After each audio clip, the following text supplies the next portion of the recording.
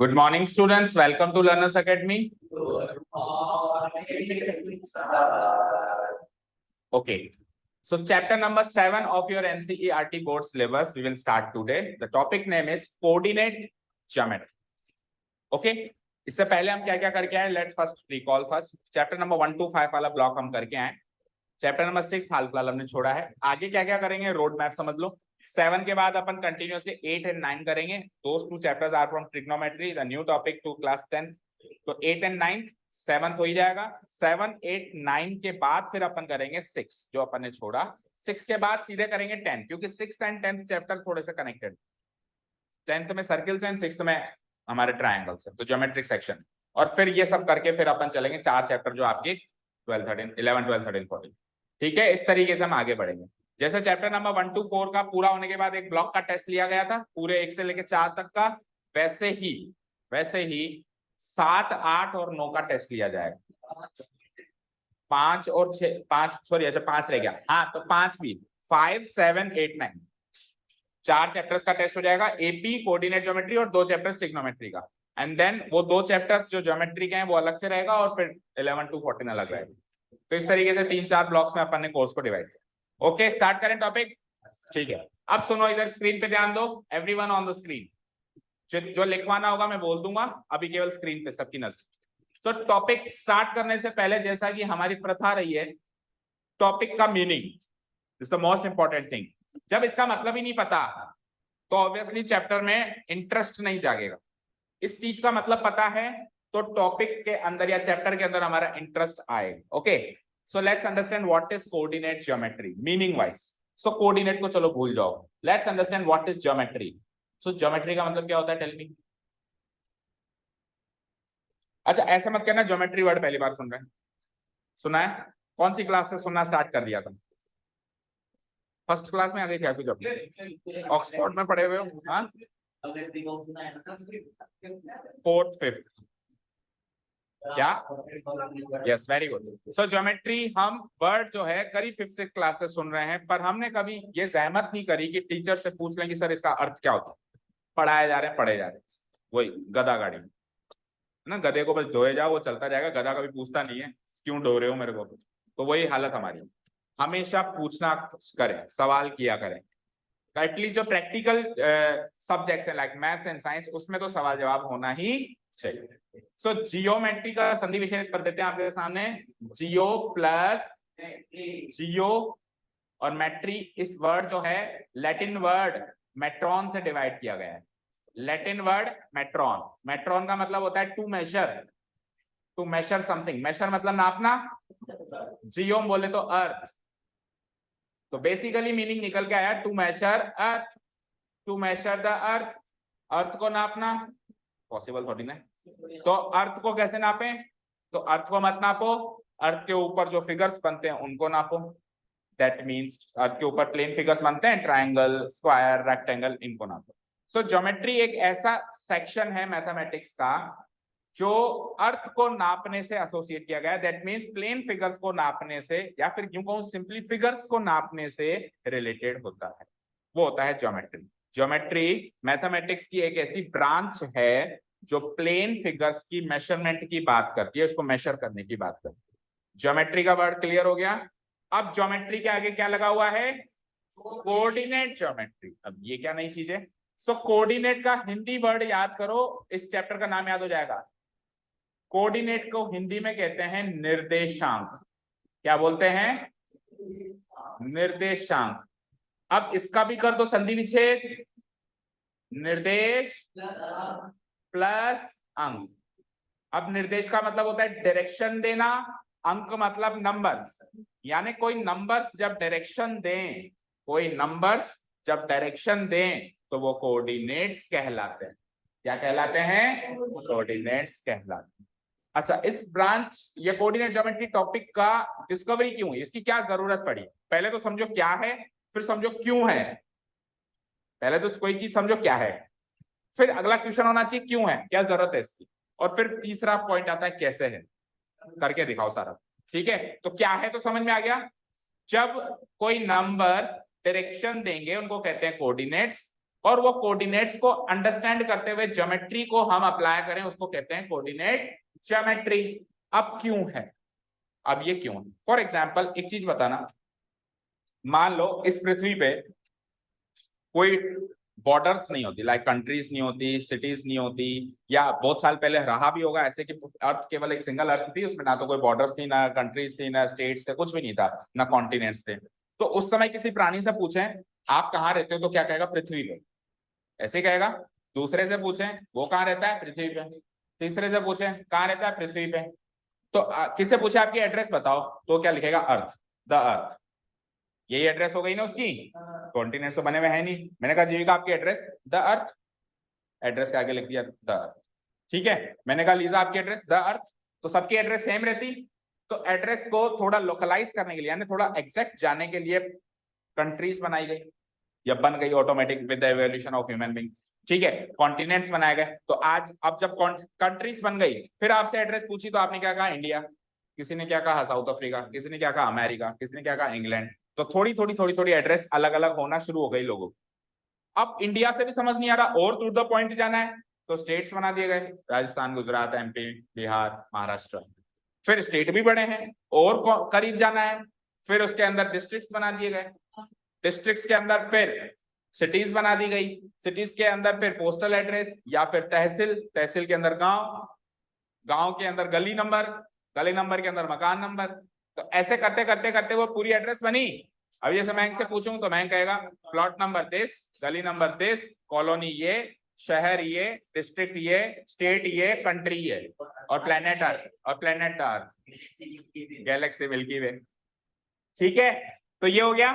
तो सिमिलरली जैसे पृथ्वी पे एक पर्टिकुलर एड्रेस बताने के लिए ये सब डिस्ट्रीब्यूशन करना पड़ा, वैसे ही ये एक खाली प्लेन दिख रहा होगा आपको, देखो दिख रहा है? इस खाली प्लेन पे बहुत सारे पॉइंट्स हैं ये देखो बहुत सारे पॉइंट्स हैं। अब इन पॉइंट्स से इनकी एड्रेस पूछी गई। किसी ने पूछा कि बता बेटा तू कौन से प्लेन, तू कहाँ है, तेरा एड्रेस बता। तो उसने कहा मैं इस प्लेन पर, मैं इस प्लेन पर हूं। जैसे पहले पूछ रहे थे तो बोल रहे थे अर्थ पे है, तो पॉइंट से उसकी एड्रेस पूछी, बोले इस प्लेन पे हूं। मैंने पूछा बता तू कहाँ है, मैं भी इस प्लेन पर हूँ। तू कहाँ है, मैं भी इस प्लेन पे हूँ। तो अब जैसे वहां पे डिस्ट्रीब्यूशन करना किया गया, तो वैसे इस प्लेन का भी डिस्ट्रीब्यूशन कर दिया गया। ये आपने क्लास 9 में भी सीखा है। इसको डिस्ट्रीब्यूशन करने वाली दो एक्सिस होती है, एक होती है हॉरिजॉन्टल एक्सिस, एक होती है वर्टिकल एक्सिस, जिसको अपन कहते हैं कोऑर्डिनेट एक्सिस। क्या कहते हैं? जो हॉरिजॉन्टल होती है उसको कहते हैं एक्स एक्सिस कहते हैं, और जो वर्टिकल होती है उसको कहते हैं। अब देखो ये पॉइंट्स डिस्ट्रीब्यूट हो गए। अब जैसे ही अपन ने X axis and Y axis बनाई तो 4 पार्ट्स बन गए। इन 4 पार्ट्स को कहते हैं हम क्वाड्रेंट्स। क्या कहते हैं? First quadrant, second quadrant. अच्छा, एंटी क्लॉकवाइज डायरेक्शन चल रहा है, घड़ी की उल्टी दिशा में, ऐसे। घड़ी ऐसे चलती है, ऐसे चलती है आपकी घड़ी, या किसी की उल्टी चलती है? तो हमको क्वाड्रेंट्स का जो अरेंजमेंट है वो एंटी क्लॉकवाइज डायरेक्शन करना है। पहले यहां से यहां, फिर यहां से यहां, एंड देन यहां से। तो ये first quadrant, second quadrant, this will be my third quadrant. और ये सब तो आप क्लास 9 में पढ़ के आए हो वैसे, है ना? रिवीजन चल रहा है, मतलब आज की क्लास वैसे मानो क्लास 9 का ही करीब करीब रिवीजन रहेगा। फोर्थ क्वाड्रेंट, कोई डाउट नहीं है? जो 4 क्वाड्रेंट्स बना दिए। अब आज की तारीख में इससे पूछे भैया आपकी एड्रेस बताओ, तो ये एटलीस्ट ऐसे तो नहीं कहेगा कि पृथ्वी पे या प्लेन पर, वो कहेगा सर सेकंड क्वाड्रेंट कहेगा।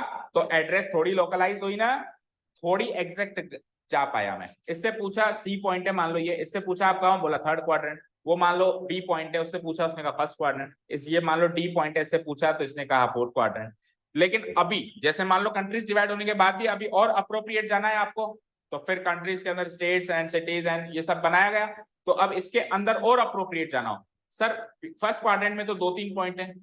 अब इनकी पर्टिकुलर एक यूनिक एड्रेस बताओ, एक ऐसी एड्रेस बताओ जो केवल बी की हो, वो किसी दूसरे पॉइंट की ना हो। ठीक है, अभी जैसे बी की और ये मान लो ई की और ये एफ की, तीनों की एड्रेस फर्स्ट क्वाड्रेंट है। तीनों की एड्रेस क्या है? फर्स्ट। अब ये एड्रेस एड्रेस एड्रेस वर्ड को अभी थोड़े टाइम के बाद अपन लोकेशन कहेंगे। क्या कहेंगे?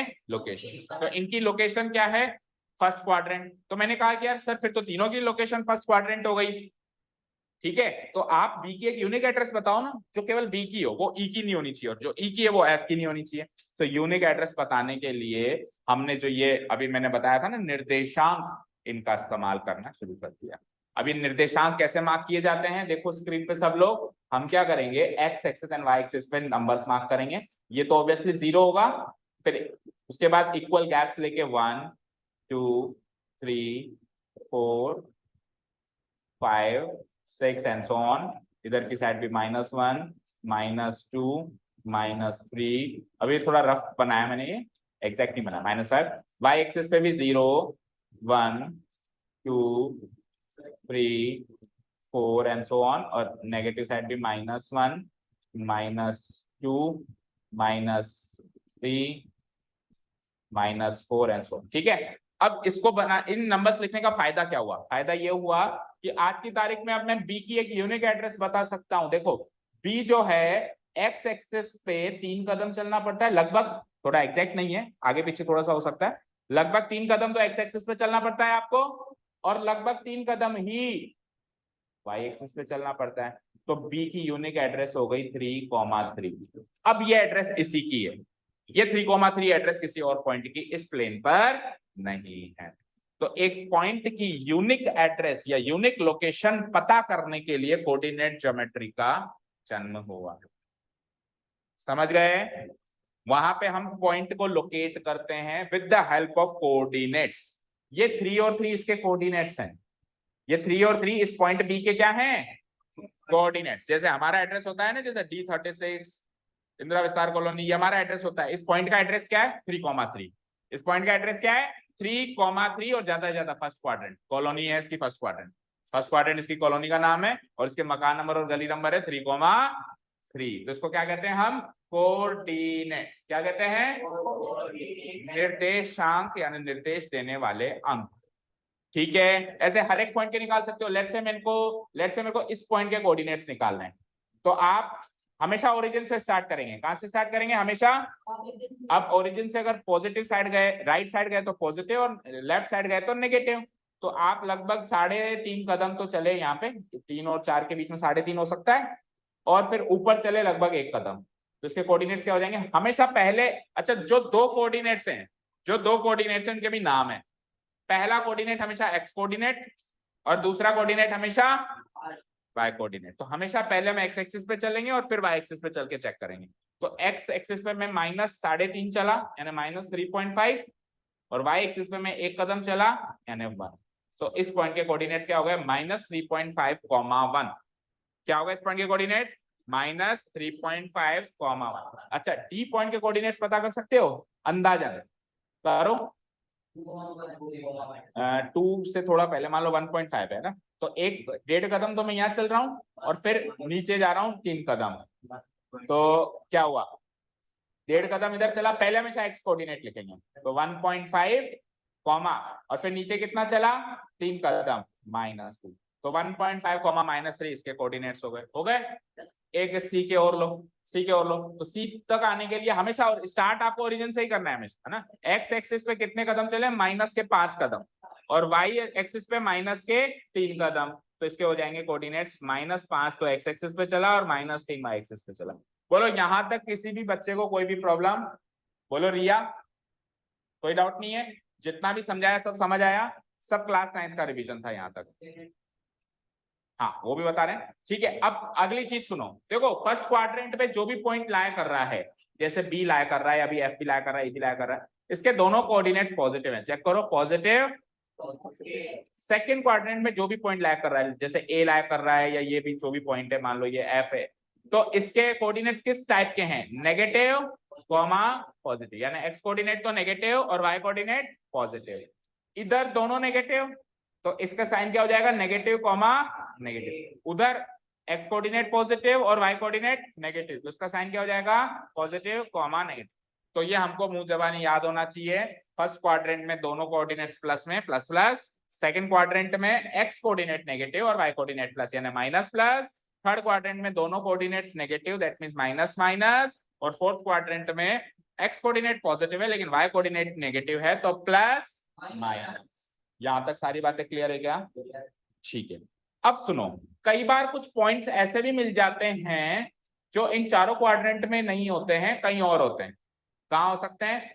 इस एक्स एक्सिस के ऊपर या इस वाई। लेट्स से मैंने ये वाला पॉइंट उठाया, तो अब ये पॉइंट ना तो फर्स्ट क्वाड्रेंट में ना फोर्थ क्वाड्रेंट में, बॉर्डर पे पड़ा है।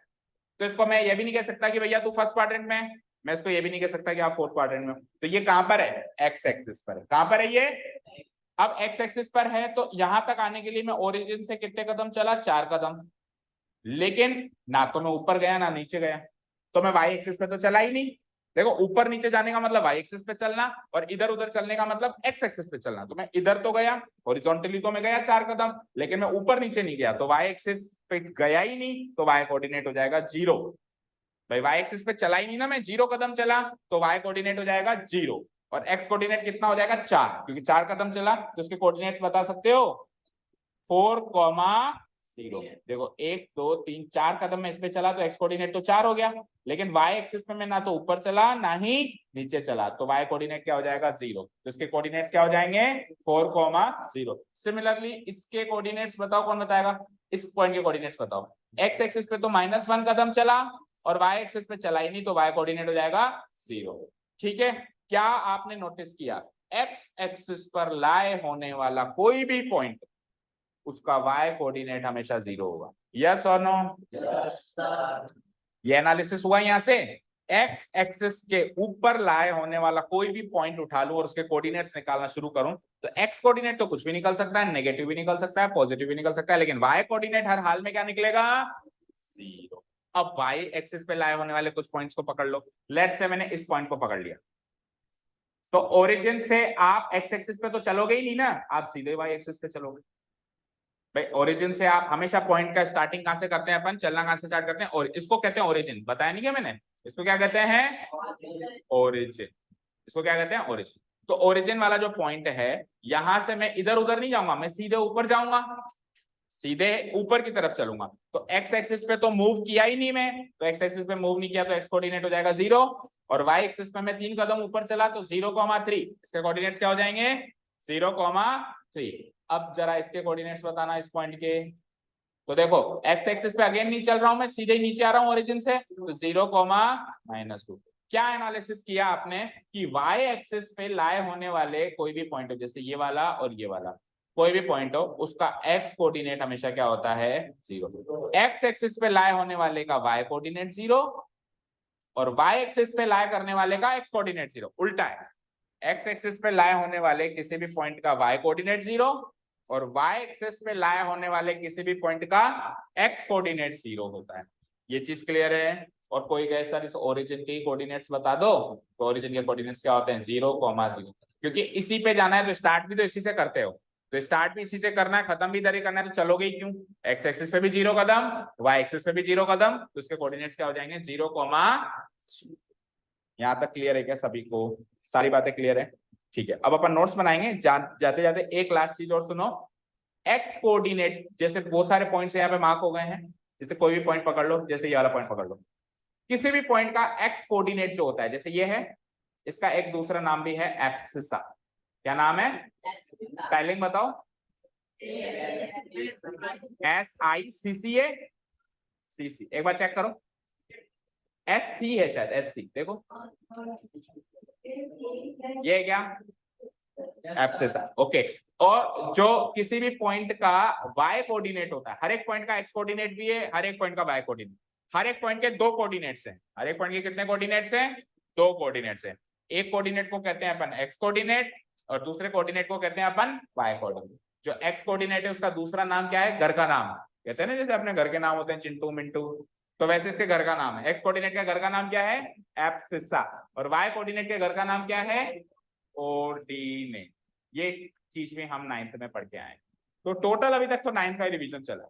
एक्स कोऑर्डिनेट का दूसरा नाम एब्सिसा, वाई कोऑर्डिनेट का दूसरा नाम ऑर्डिनेट। तो कल को आपसे कोई पूछे कि इस पॉइंट का ऑर्डिनेट बताओ, तो समझ जाना वाई कोऑर्डिनेट पूछ रहा है। कल को कोई आपसे पूछे इस पॉइंट का एब्सिसा बताओ, तो समझ जाना एक्स कोऑर्डिनेट पूछ रहा है। ठीक है क्या? चलो अब,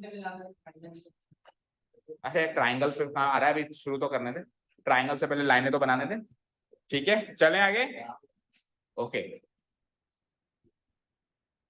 सो अब हम एक काम करेंगे, जितना हमने सीखा उसको नोट करेंगे। सो सबसे पहले कोऑर्डिनेट ज्योमेट्री का इंट्रोडक्शन। और थोड़ा स्पीड में नोट करना।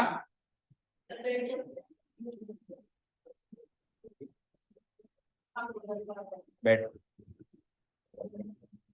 The coordinate geometry is a branch of mathematics.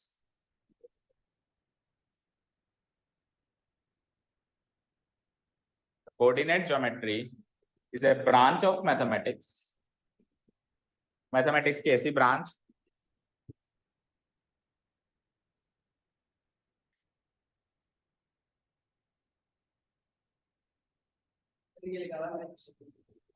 which deals with measuring the earth, जो किससे डील करती है? अर्थ को मेजर करने से डील करती है। और अर्थ का मतलब, अर्थ को मेजर करने मत निकल जाना स्केल लेकर, अर्थ का मतलब ज्योमेट्रिकल फिगर्स। अर्थ का मतलब क्या हो गया? ज्योमेट्रिकल। ठीक है, देखो किसी के आगे भी जियो लगा हुआ आ जाए ना, जीईओ जियो, तो उसका मतलब अर्थ से रिलेटेड होता है, जैसे ज्योग्राफी, ज्योमेट्री। ठीक है ना, क्लियर है? जीईओ जियो का मतलब ही अर्थ होता है।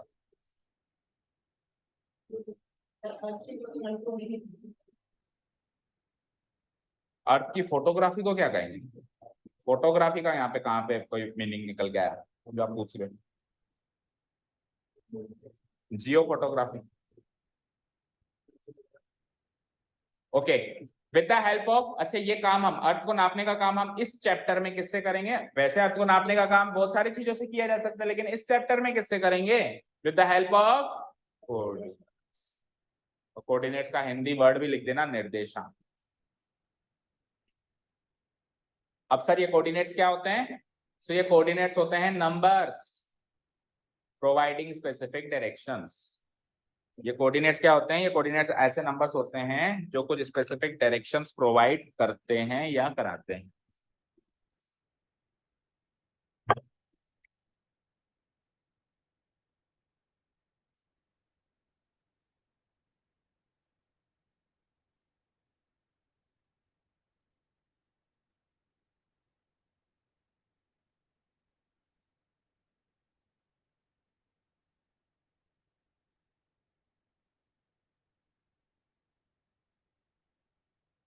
Done up to here? यहां तक तो हो गया, तो आगे समझे।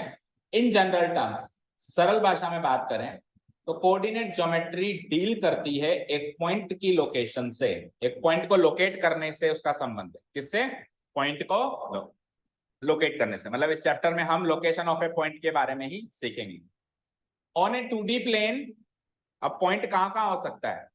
पॉइंट हो सकता है 2D प्लेन पर जो हमारे कोर्स में है, या फिर 3D स्पेस में भी हो सकता है। अब 3D स्पेस क्या होता है? देखो, जब तक ये पॉइंट इस प्लेन पर है तब तक तो वो 2D प्लेन पर है ना? अब ये कहां कहां जा सकता है इस प्लेन पे? कहीं पर भी जा सकता है। लंबाई में ये हॉरिजॉन्टली कहीं भी मूव कर सकता है, वर्टिकली ये कहीं भी, या लंबाई चौड़ाई में ये मूव कर सकता है। लेकिन अगर ये पॉइंट प्लेन से बाहर आके यहाँ आके खड़ा हो जाए, सो ये 3D स्पेस, ये क्या है? इसमें तीसरी डायमेंशन भी आ जाती है। लंबाई चौड़ाई तो थी सही, ऊंचाई या गहराई कुछ भी नाम दे दो उसका, वो भी निकल के आ। जैसे अपन 3D मूवी देखते हैं 2D मूवीज में क्या होता है? कितनी भी हॉरर मूवी देखे हैं, वो जो भूत प्रेत आत्मा है वो स्क्रीन के अंदर ही है, बाहर तो नहीं आ सकती। अब 3D में क्या है? यहाँ नाक के आगे आकर खड़ी हो जाती है, यहाँ आके डराती है बिल्कुल। ठीक है ना, समझ गए? क्लियर है? So location of a point 2D plane पर भी हो सकता है, 3D स्पेस में भी हो सकता है। हालांकि 3D स्पेस हमारे पार्ट एंड पार्सल का इस साल हिस्सा नहीं है, हम 2D प्लेन ही पढ़ेंगे ओनली। और 2D प्लेन को कार्टेशियन प्लेन भी बोलते हैं। 2D प्लेन को हम कार्टेशियन प्लेन भी या सिंपली प्लेन भी बोलते हैं। ठीक है? नहीं, 7D and 6D and 5D all of these are marketing techniques. D तो केवल 3 नहीं होते हैं, 2D, 1D, 2D, 0D, 1D, 2D and 3D। 3D के बाद कोई डी नहीं होता मैथमेटिक्स। और बाकी जितने भी आप देखोगे मॉल्स के अंदर लगा रहेगा 6D मूवी, 7D मूवी, वो केवल मार्केटिंग टेक्निक्स होती है बच्चों को लुभाने के लिए। ठीक है? हाँ, अगर आप स्पेस में भी चले जाओ तो भी आप 3D में ही घूम रहे हो। 3D के आगे, 3D के आगे कुछ नहीं होता। ओके ओके, लिख लिया ये पूरा। 2D प्लेन पर हो सकता है, 3D स्पेस पर हो सकता है। और हेल्प किसकी लोगे आप? Coordinate axis. कोऑर्डिनेट एक्सिस क्या थे? ये वाली लाइंस, ये वाली लाइंस क्या थी? अच्छा, एक्सिस का प्लूरल होता है एक्सिस। एक्सिस का प्लूरल फॉर्म क्या होती है? एक्सिस। तो दो एक्सिस सीखी हमने, एक तो सीखी एक्स एक्सिस, एक हमने सीखी वाई एक्सिस, और इन दोनों को हम एक साथ रीड करें तो क्या बनेगा? ये कोऑर्डिनेट एक्सिस। ये भी एक कोऑर्डिनेट एक्सिस है, वो भी एक कोऑर्डिनेट एक्सिस है, तो दो एक्सिस हो गई। तो प्लूरल फॉर्म में, जैसे मान लो बॉय का प्लूरल बॉयज होता है, तो दो लड़के खड़े हैं तो बॉयज बोलूंगा ना, बॉय थोड़ा ना बोलूंगा। तो यहाँ पे दो एक्सिस हो गई, तो प्लूरल फॉर्म में हम क्या कहेंगे? इनको कोऑर्डिनेट एक्सिस कहेंगे। स्पेलिंग चेंज हो जाती है, ठीक है। अच्छा, ब्रैकेट में लिखा हुआ है for a 2D plane. 2D plane के लिए दो एक्सिस होती है, 3D स्पेस के लिए तीन एक्सिस होती है, जेड एक्सिस भी आ जाती है, X axis, Y axis and Z axis. यहां तक लिखा। तो हमको तो वैसे भी 2D प्लेन के लिए पढ़ना है ना, 3D स्पेस के लिए हमको इस साल नहीं पढ़ना, 11th में आएगा। क्योंकि वेरिएबल्स एक्स एंड वाई में होते हैं, स्मॉल एक्स स्मॉल वाई। तो एक्स एक्सिस पे जो वेरी कर रहे हैं पॉइंट्स, एक्स एक्सिस पे जो वेरी कर रहे हैं उसको स्मॉल एक्स, और जो वाई एक्सिस पे वेरी कर रहे हैं उसको स्मॉल वाई, ठीक है।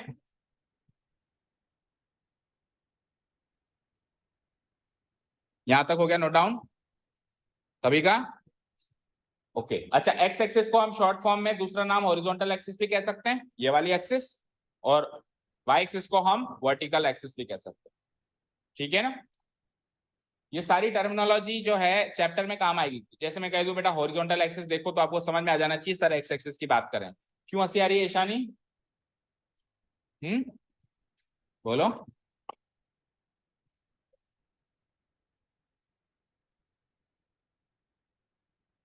चलो चले आगे। इसके बाद का इतना हो गया नोट डाउन। लेट्स।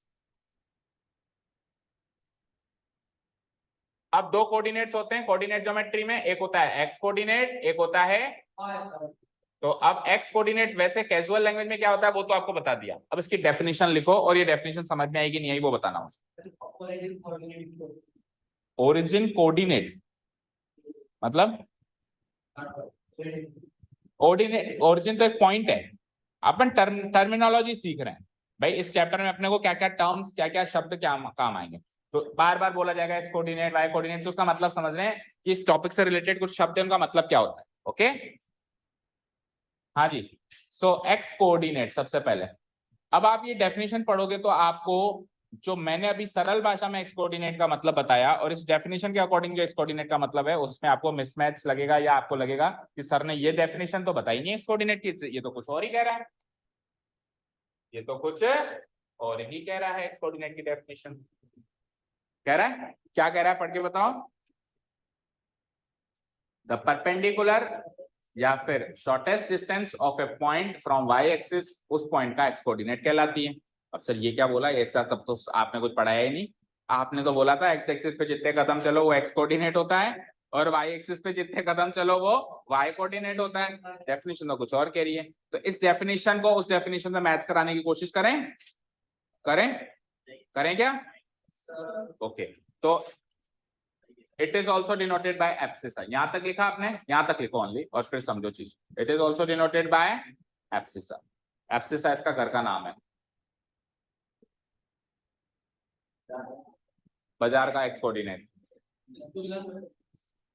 स्कूल का डिपेंड करता है कितनी पढ़ाई करता है वो।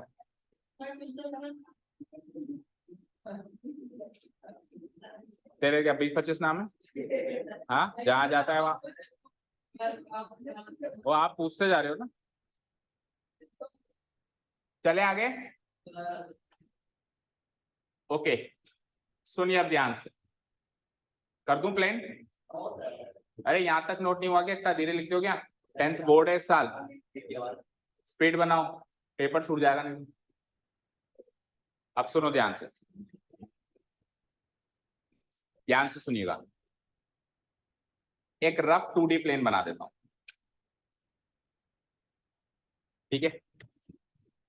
अब इस 2D प्लेन से पहले दूसरी चीज सुनिए। सपोज करो, इधर देखो मेरी तरफ, सपोज करो मेरी जो लोकेशन एक पॉइंट पर है, मैं एक पॉइंट हूं ऐसे मान लो 2D प्लेन पर, और सामने वाली दीवार एक लाइन है ऐसे मान, सामने एक लाइन है, मैं एक पॉइंट हूं।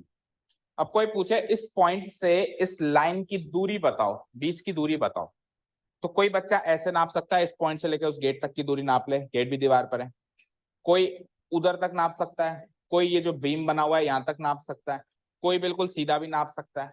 तो अलग अलग अलग अलग अलग दूरियां अलग अलग अलग अलग बच्चे नाप देंगे, ठीक है। तो इनमें से सबसे छोटी दूरी कौन सी होगी, जो बिल्कुल सीधी गई। सपोज करो किसी ने कहा दीवार को टच करो, तो मुझे जल्दी से जल्दी दीवार को टच करना है, तो मैं उधर जाके क्यों टच करूंगा, मैं सीधा जाके टच करूंगा ना। तो एक पॉइंट से एक लाइन की जो बहुत सारी दूरियां बनती है, उसमें से सबसे छोटी दूरी परपेंडिकुलर दूरी होती है। परपेंडिकुलर दूरी का मतलब होता है सीधी दूरी, या फिर यूं कह दो कि ये जो लाइन जाएगी सामने 90 डिग्री पे इंटरसेक्ट करे वो वाली दूरी, ठीक है। इस पूरी बात को इस प्लेन पे देखो, देखो इस प्लेन पे मान लो this is a point and this is a line. अब किसी ने कहा इस पॉइंट से इस लाइन की दूरी बताओ, तो कोई बच्चा ऐसे ही बता सकता है कि यहां से लेके सर यहां तक नाप लो, ये भी इसके बीच की दूरी है। कोई ऐसे भी कह सकता है ये भी दूरी है, कोई ऐसे भी कह सकता है ये भी दूरी है, कोई ये भी कह सकता है ये भी दूरी है, ये भी दूरी है। और सबसे छोटी दूरी देखो, ध्यान से देखो, छोटी से छोटी दूरी कौन सी बनेगी, जो बिल्कुल ऐसे सीधी बनेगी, ठीक है। तो ये परपेंडिकुलर डिस्टेंस जो है ये सबसे छोटी दूरी है या नहीं है, एक पॉइंट और एक लाइन के बीच की दूरी, समझ गए। तो अब कभी नहीं पूछना कि शॉर्टेस्ट डिस्टेंस क्या होती है, शॉर्टेस्ट डिस्टेंस हमेशा परपेंडिकुलर डिस्टेंस होती है। शॉर्टेस्ट डिस्टेंस क्या होती है हमेशा, देखो आप इसको नापो, आप इसको नापो, ये बड़ी है, ये उससे बड़ी है, ये उससे बड़ी, सबसे छोटी तो यही है। तो एक पॉइंट से एक लाइन को टच करना है, तो सीधा आप 90 डिग्री पे टच करोगे तो सबसे छोटी दूरी मानी जाएगी। क्लियर है। अच्छा, जब अपन बताए ना कि सर परपेंडिकुलर लेनी है या नॉन, ये सारी नॉन परपेंडिकुलर डिस्टेंसेस हैं और एक इसमें से परपेंडिकुलर डिस्टेंस है, तो अगर गिवन ना हो तो बाय डिफॉल्ट वो परपेंडिकुलर डिस्टेंस ही होती है। यानी सिमिलर सिंपली अगर मैं कह दूं एक पॉइंट से एक लाइन की दूरी बताओ, तो मैंने बताया नहीं ना कि परपेंडिकुलर जाना है या कैसे जाना है, तो मैंने नहीं बताया तो बाय डिफॉल्ट आपको परपेंडिकुलर ही जाना है। तो सिंपली डिस्टेंस बोलते हैं तो वो परपेंडिकुलर डिस्टेंस ही होती है। ये चीज क्लियर है सबको, सबको क्लियर है, ओके। अब आइए आप इस 2D प्लेन,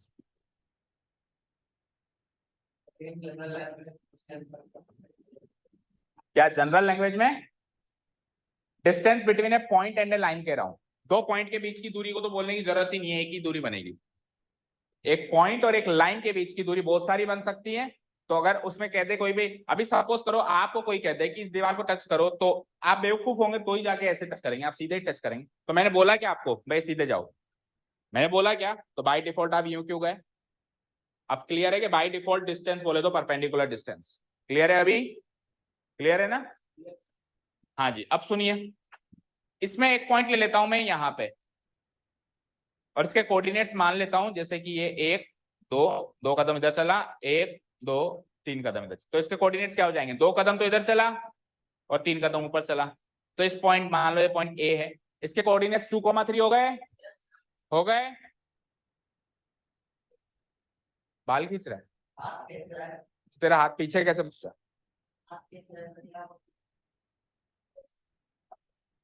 हाथ चाहिए क्या इसका तेरे को, हाँ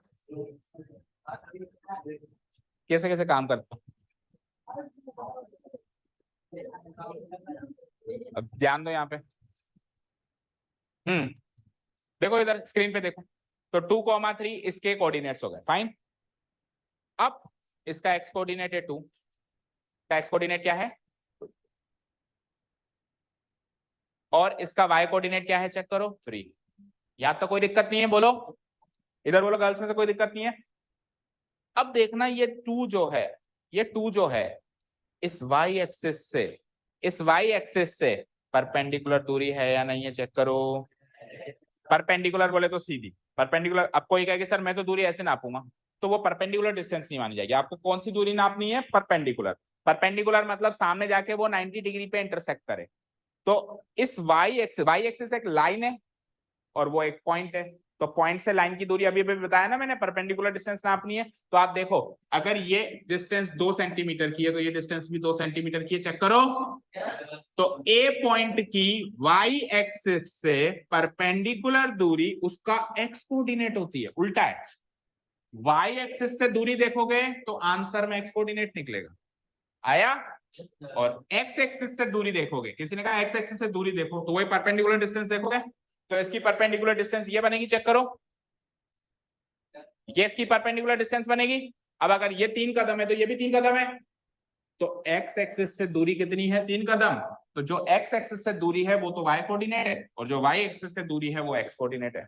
तो एक्स कोऑर्डिनेट की डेफिनेशन क्या हो गई, the distance of a point from Y axis, और वाई कोऑर्डिनेट की डेफिनेशन क्या हो गई, the distance of a point from X axis. और डिस्टेंस को बोलने की जरूरत नहीं कि वो परपेंडिकुलर, अगर लिख लो स्पेशली भाई परपेंडिकुलर डिस्टेंस तो भी ठीक है, ना लिखें तो बाय डिफॉल्ट एक लाइन और एक पॉइंट के बीच की दूरी परपेंडिकुलर दूरी ही होती है। क्लियर है, क्लियर है क्या, समझ में आया। सो वाई एक्सिस से दूरी क्या होती है, एक्स कोऑर्डिनेट, और एक्स एक्सिस से दूरी क्या होती है, वाई कोऑर्डिनेट। अब मान लो किसी क्वेश्चन में आपको 5.1 में ऐसा क्वेश्चन आ जाए कि 5.7.1 में ऐसा क्वेश्चन आ जाए कि एक पॉइंट है एक्स या सी, उस पॉइंट की वाई एक्सिस से इतनी दूरी है, तो समझ जाना वो उसके एक्स कोऑर्डिनेट को बताना जा रहा है। वो घुमा फिरा के बात कह रहा है, वो कह रहा है कि वाई एक्सिस से उसकी दूरी है 7 यूनिट, तो समझ जाना उसका एक्स कोऑर्डिनेट है 7। अगर वाई एक्सिस से दूरी है तो एक्स कोऑर्डिनेट है, और एक्स एक्सिस से दूरी है तो वाई कोऑर्डिनेट है। समझ में आया अच्छे से, क्लियर है। अब आप डेफिनेशन को मैच करो, अब आपको वो डेफिनेशन मैच करेगी बिल्कुल 100%। देखो डेफिनेशन क्या थी, द परपेंडिकुलर या shortest distance of a point from Y axis. तो वाई एक्सिस से जो दूरी है उसको कहते हैं एक्स कोऑर्डिनेट, और the perpendicular shortest distance of a point from X axis, जो एक्स एक्सिस से दूरी है उसको कहते हैं वाई। वाई एक्सिस से दूरी को एक्स कोऑर्डिनेट, एक्स एक्सिस से दूरी को वाई कोऑर्डिनेट कहते हैं। इनका दूसरे नाम क्या है, इसका दूसरा नाम है एब्सिसा, इसका दूसरा नाम है ऑर्डिनेट। लिखो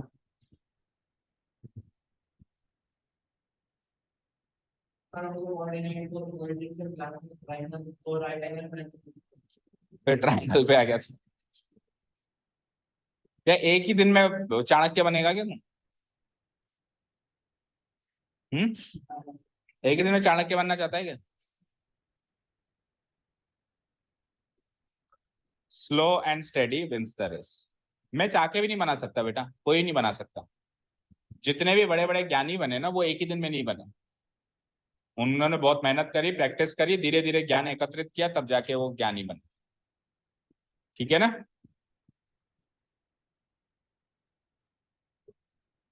चले आगे।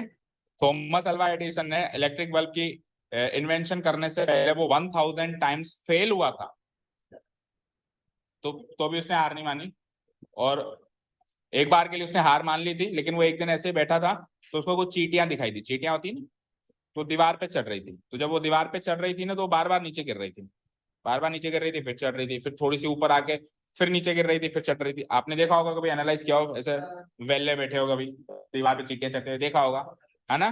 कई बार अपन सोचते सोचते पता नहीं क्या क्या चीजें एनालाइज करने लग जाते हैं। तो आपने देखा होगा चींटियां चढ़ती हैं फिर गिर जाती हैं, अगर आप गिरा दो ना हाथ से तो भी नहीं रुकती वो, कई बार हम भी मजे में आ जाते हैं, फूंक मार के गिरा देते हैं, फिर वापस चढ़ जाती है वो। तो उसने एडिसन ने देखा कि एक चींटी, क्या औकात है इसकी, इस प्रकृति पे इतनी सी चींटी है, वो भी अपना कर्म करना नहीं छोड़ती, तो मैं तो एक इंसान हूं, मैं अगर वो फेल हो रही है तो भी वो ट्राई कर रही है, तो मैं ऑब्वियसली 1000 बार फेल हो चुका हूं, लेकिन फिर भी मैं ट्राई करूंगा। तो वो वापस मोटिवेट हो गया एक चींटी से। लोग बाग इंसानों से मोटिवेट नहीं होते, वो चींटी से मोटिवेट हो गया, और फाइनली उसने इलेक्ट्रिक बल्ब की खोज करी, और उससे पहले वो 1000 टाइम्स फेल हुआ था। ठीक है, तो रेगुलर प्रैक्टिस से होता है, एक ही दिन में कोई चाणक्य नहीं बनता। चले आगे। हाँ, तो होले होले सीखो, धीरे धीरे कछुए की तरह। चलो यहां तक हो गया नोट डाउन। अब ओरिजिन सुनो। ओरिजिन ऑब्वियसली जो X axis and Y axis बनाया था, उसका जो इंटरसेक्टिंग पॉइंट होगा वो होगा origin. X axis and Y axis का इंटरसेक्टिंग पॉइंट क्या होगा, ओरिजिन।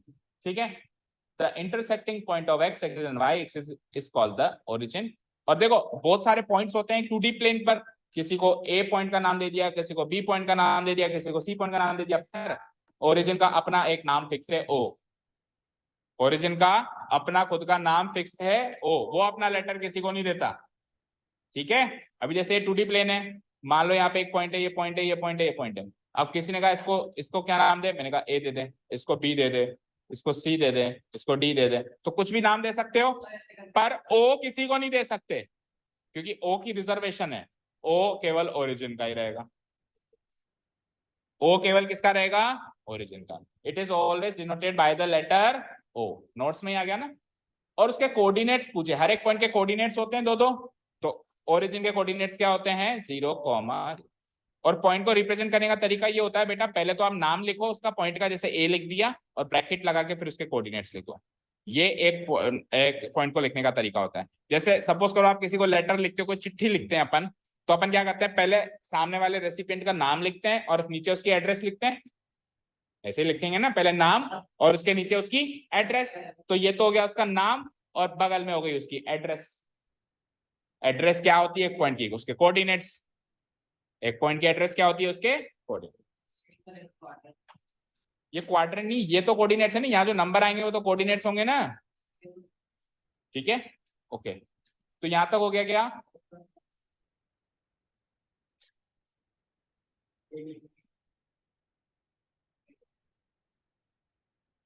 चले चले नेक्स्ट पार्ट पे।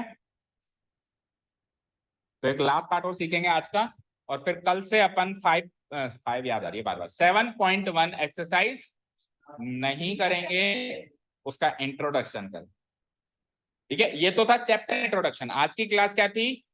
चैप्टर इंट्रोडक्शन या 9th क्लास रिवीजन, कुछ भी मान लो उसको। 9th क्लास का रिवीजन ही हुआ है आज, तो कुछ ज्यादा बड़ी बात नहीं हुई।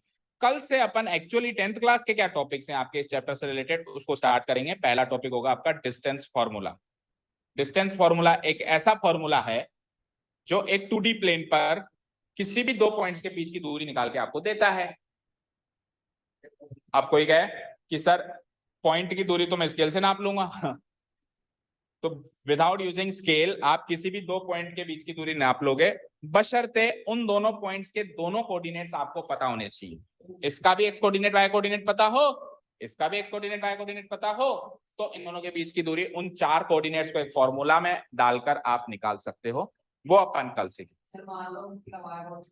तो फिर उसकी दूरी गिवन होगी। उल्टे क्वेश्चंस तो होते ही है ना, दूरी देकर मिसिंग कोऑर्डिनेट्स भी निकाल सकता है, कोऑर्डिनेट्स देकर दूरी भी निकलवा सकता है।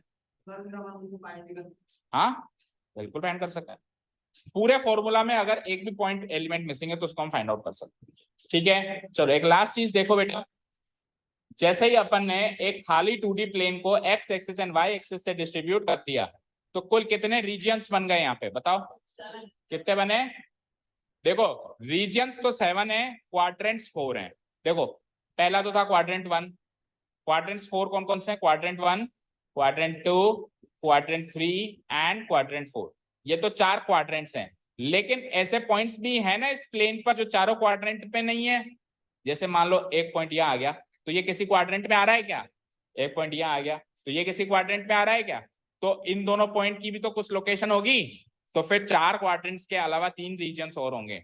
एक रीजन होगा एक्स एक्सिस, एक रीजन होगा वाई एक्सिस, और एक रीजन खुद ओरिजिन। इस ओरिजिन पर केवल और केवल एक ही पॉइंट होता है, 0,0। तो कुल मिला के 7 रीजन है। कोई पूछे ना कितने क्वार्टर है, एक प्लेन को एक्स एक्सिस वाई एक्सिस या कोऑर्डिनेट एक्सिस कितने क्वाड्रेंट्स में डिवाइड करती है, तो आपका आंसर होना चाहिए सर 4 क्वाड्रेंट्स में डिवाइड करती है। लेकिन आपसे पूछे कितने रीजन्स में डिवाइड करती है, तो 4 रीजन्स नहीं होंगे, 7 रीजन्स होंगे। कितने होंगे? 7 region. Quadrant 1, quadrant 2, quadrant 3, quadrant 4, X axis Y axis and last origin. ये 7 रीजन्स होंगे। ओके चलो तो लिख लो इसको। Quadrants and regions formed by coordinate axis.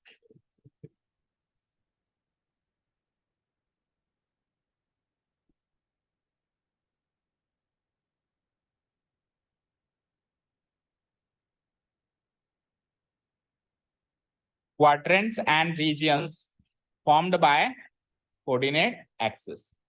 The coordinate axis, that is x-axis and y-axis, divide all the points on a plane. एक plane पे जितने भी points हैं into 7 regions. How many regions? 7 regions. 4 region तो आपको 4 quadrant दिखाई दे रहे हैं, obviously दे रहे हैं। First quadrant, second quadrant, third quadrant. अच्छा आपको ये तो पता है ना कि जब अपन रोमन नंबर्स लाइक दिस, ये रोमन नंबर्स होते हैं, तो इनके आगे ST ND ऐसी चीजें नहीं लगाई जाती, ये अलाउड नहीं। ठीक है ना, ये मैथमेटिकल नंबर्स के आगे अलाउड है। इसका मतलब अपन सिंपली मान सकते हैं फर्स्ट, इसके अंदर ST छुपा रहता है। ठीक है, first quadrant, second quadrant, third quadrant, fourth quadrant. पांचवा रीजन क्या है? खुद एक्स एक्सिस। छठा रीजन क्या है? खुद वाई एक्सिस। और सातवां रीजन खुद ओरिजिन। अब इन सारे रीजन्स के साइंस भी आपको सामने दिए हुए हैं, जो आपको पता होने चाहिए।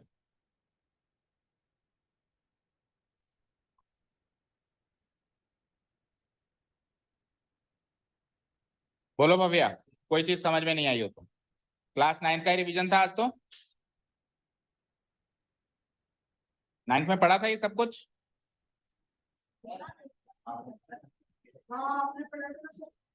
फिर भूल गया।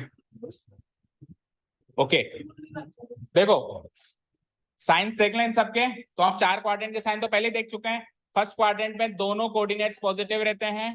सेकंड क्वाड्रेंट में फर्स्ट वाला तो नेगेटिव रहता है और सेकंड वाई कोऑर्डिनेट पॉजिटिव रहता है। थर्ड क्वाड्रेंट में एक्स कोऑर्डिनेट भी नेगेटिव, वाई कोऑर्डिनेट भी नेगेटिव। फोर्थ क्वाड्रेंट में पहला पॉजिटिव यानी एक्स कोऑर्डिनेट पॉजिटिव और Y coordinate negative. Fifth quadrant नहीं है, सॉरी, एक्स एक्सिस।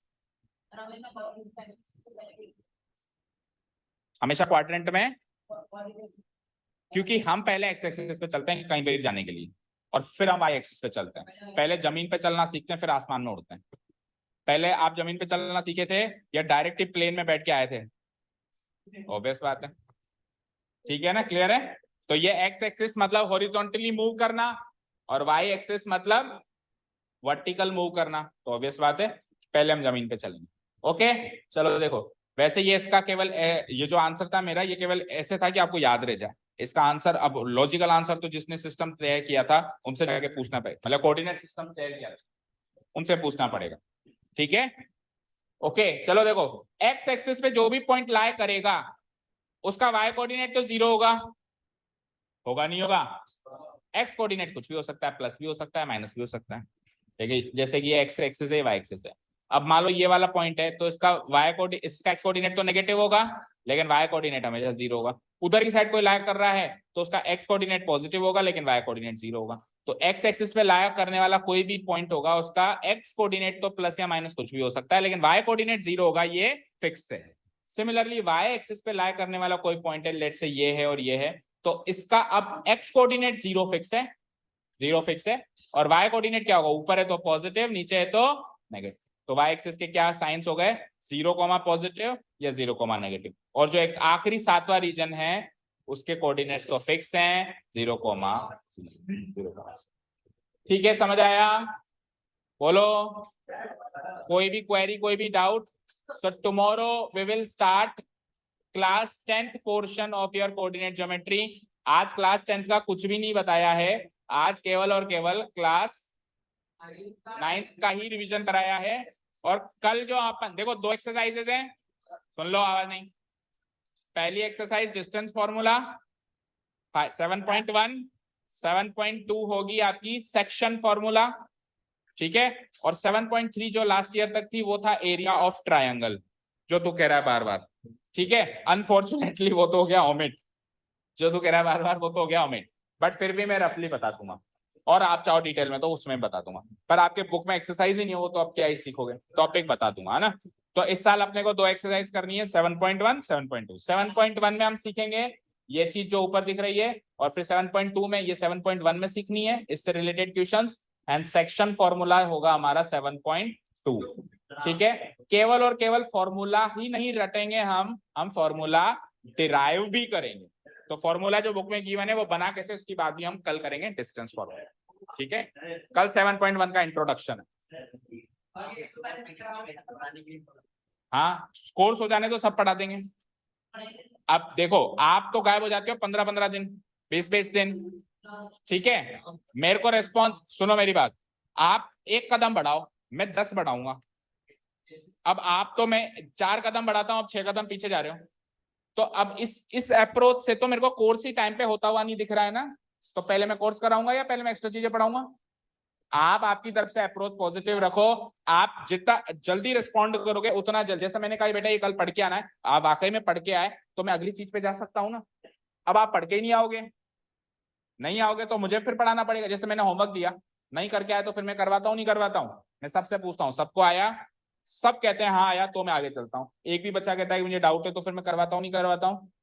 तो ये एफर्ट्स आप अगर खुद ही लगा लो तो ऑब्वियस हमारा जो कोर्स है वो स्पीड में चलेगा। भाई कोर्स को चलाना मेरे हाथ में नहीं है, एक्चुअली आप लोगों के हाथ में, या हम दोनों के हाथ में, ऐसा कह सकते हैं। समझ गए ना? तो आप जल्दी से जल्दी कोर्स खत्म करवाओ। अभी मेरा अगर मान लो अभी तक हो जाते मेरे 8 चैप्टर हो जाते लेटेस्ट से, तो ऑब्वियस बात है मैं ब्रेक लेके आपको एक्स्ट्रा चीजें पढ़ा देता कि चलो अब एक बार ब्रेक लगाओ, कुछ एक्स्ट्रा पढ़ो। हम चैप्टर ही छठा चल रहा है। लास्ट ईयर यहां तक ट्रिग्नोमेट्री स्टार्ट हो गई थी। लास्ट ईयर इस पोजीशन पे ट्रिग्नोमेट्री स्टार्ट हो गई थी, सही कह रहा हूं? पर वो रिस्पॉन्स मुझे यहां से नहीं मिलता है ना होमवर्क टाइम पे होता है, ना कुछ एक्स्ट्रा चीज ना आप लोग एग्जाम्पल्स लेके आते हो, नहीं करते हो, एनसीईआरटी के एग्जाम्पल्स भी नहीं करते हो। टेस्ट पेपर एनालिसिस में 2-2 दिन लग जाते हैं। लास्ट ईयर एक दिन में एनालिसिस हो जाता था। बच्चे ही आगे हो कि हाँ सर ये मैं एग्जाम्पल में करके आया उसमें ऐसे कर देंगे, तो जो 2 क्वेश्चन में टाइम लग रहा है उसमें 4 क्वेश्चन हो जाते हैं। भाई पढ़ाना है मुझे आपको, अब आप धीरे धीरे पढ़ोगे तो धीरे धीरे ही पढ़ाऊंगा। मुझे कोई थोड़ी ना कोई भाषण देना है, भाषण देना होता तो स्पीड में भाषण देके निकल जाता। मुझे आपको पढ़ाना है, तो अगर आप जल्दी जल्दी पढ़ोगे तो मैं जल्दी जल्दी पढ़ाऊंगा। अगर आपकी स्पीड कम है, आप धीरे धीरे रिस्पॉन्ड कर, स्पीड कैसे बढ़ेगी? घर पे प्रैक्टिस करने से। स्पीड तो घर पे प्रैक्टिस करने से ही बढ़ेगी। आप घर पे अगर मैंने एक क्वेश्चन कराया उसके रिलेशन में 4 क्वेश्चन घर पे कर रहे हो तो अगले टॉपिक में ऑटोमेटिकली आपकी स्पीड ज्यादा होगी। ठीक है, तो जाओ और मनन करो। मनन बगल में बैठा है। Thank you so much for listening to us. Have a nice day. Keep learning and bye bye.